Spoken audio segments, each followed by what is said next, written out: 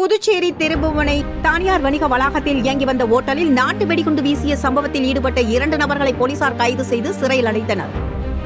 புதுச்சேரி விழுப்புரம் தேசிய நெடுஞ்சாலையில் உள்ள திருபுவனை 4 முனை சந்திப்பு அருகே தனியார் வணிக வளாகம் உள்ளது.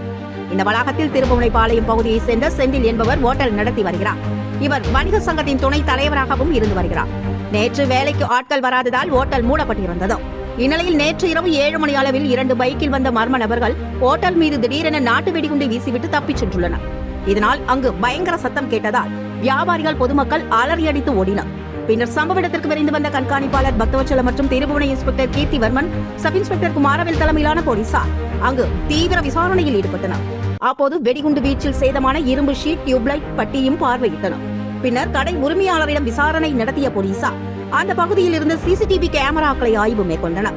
இதுகுறித்து செந்தில் திருபுவனை காவல் நிலையத்தில் புகார் அளித்தார். அதன் பேரில் போலீசார் வழக்கு பதிவு செய்து முன்விரோதம் காரணமாக நாட்டு வெடிகுண்டு வீசப்பட்டதா என்ற வகையில் 3 நபர்களை பிடித்து கிடுக்கிப்பிடி விசாரணையில் ஈடுபட்டுள்ளனர்.